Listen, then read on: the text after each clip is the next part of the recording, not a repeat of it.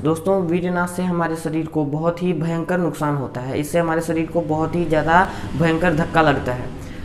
मैं आपको कुछ ऐसे नुकसानों के बारे में बता रहा हूं जो आपको चुकाना पड़ता है। वीरनाश से मतलब कुछ सेकंड से आपको खुशी मिलती है, हस्त क्रिया करके वीरनाश करके आपको कुछ सेकंड के लिए खुशी जो मिलती है, उसके पीछे आपको कितना कुछ अपना गंवाना पड़ता है, अपना कितना कुछ नाश करना पड़ता है, उसके बारे में आज आपको पता चलेगा। अगर आप इस वीडियो को ध्यान से सुने ना और वीरनाश से होने वाली हानियों को आप अच्छी तरह समझें और अपने ऊपर फील करें, तो आप कभी भी अगली बार वीरनाश करने से पहले कांप जाएंगे, क्योंकि कोई भी अपने शरीर को पूरी तरह बर्बाद नहीं करना चाहता है। तो आइए शुरू करते हैं। तो दोस्तों, वीरनाश के बहुत से नुकसान हैं। जो व्यक्ति वीर के नाश करता जाता है वह अपनी मृत्यु के पास समझ लिए चला जाता है, क्योंकि वीर जो है हमारे रक्त से बनता है, वो डायरेक्टली नहीं बनता है। 7 स्टेजेस होते हैं: रस, रक्त, मांस, मेद, अस्थि, मज्जा, शुक्र, वीर्य।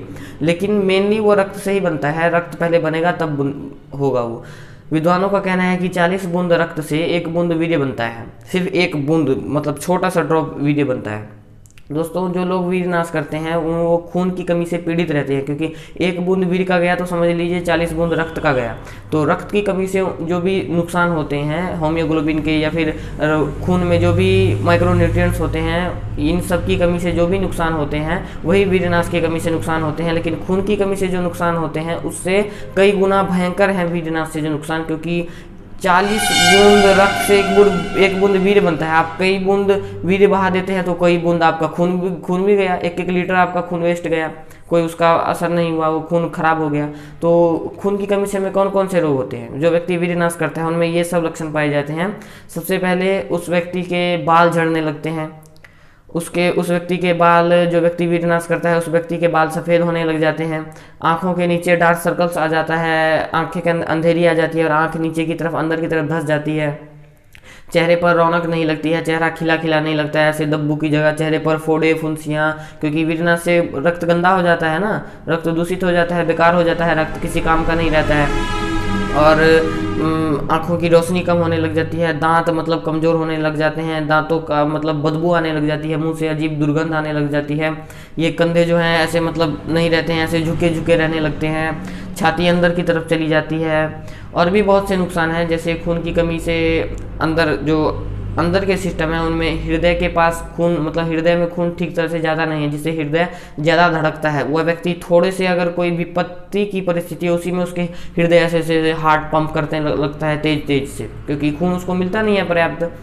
ये आंतों की जो दिक्कतें हैं, जैसे पेट साफ नहीं होना, कब्ज होना या फिर अधिक दस्त होना, वो सब खून की कमी से हो जाता है। ऐसा क्यों होता है? क्योंकि दोस्तों, खून अगर हमारे शरीर में, वीर्य हमारे शरीर में पर्याप्त रहे तो हमारी आंतों में चिकनाई रहती है। मतलब जैसे तेल लगाते हैं ना हाथ में तो चिकनाई होती है, उससे कुछ भी डालें तो फिसल जाता है। इसी तरह हम खाना जो मतलब हमारा जो मल है वो मल अच्छी तरह से अगर आंतों में चिकनाई होगी तो मूव करेगा, फिसल फिसल के आराम से निकल जाएगा मल त्याग करते समय। लेकिन जो व्यक्ति वीरनाश करते हैं उनकी खून की कमी की वजह से आंतों में चिकनाई नहीं रहती है, आंतें सूख जाती हैं, उनमें मॉइस्चर की कमी हो जाती है, क्योंकि वीर कितना चिकना होता है और वही आंतों में रहता है, मतलब आंतों में हर बॉडी में रहता है, वो एब्जॉर्ब हुए। तो चिकनाई के कम होने की वजह से उसमें आंतें जो होती हैं मल को या भोजन को पकड़ लेती हैं, वो ना भोजन को पचा पाती हैं और ना मल को निकाल पाती हैं। और कई व्यक्ति को वीरनाश के कारण मतलब खून की कमी के कारण या तो बहुत ज़्यादा कब्ज होती है या उसको दस्ती होती है, मतलब जब भी वो खाए उसके बाद उसको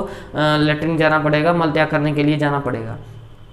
और भी बहुत से नुकसान है दोस्तों, जैसे वीरनाश करने से हमारा लीवर बहुत ही बुरी तरह प्रभावित होता है, क्योंकि खून से लीवर का डायरेक्ट कनेक्शन है। क्योंकि जब भी हम खाते हैं वो खाना पच के खून में जाता है, उसके बाद वो खून जाता है लीवर में, लीवर उस खून को प्योर करता है और उसमें से जो टॉक्सिन है निकाल देता है। और आपका खून वीरनाश की वजह से तो पूरा ही टॉक्सिन से भर गया, तो लीवर क्या करेगा? तो लीवर पे भी बहुत बुरा असर पड़ता है, लीवर पे बहुत ज़्यादा प्रेशर पड़ जाता है।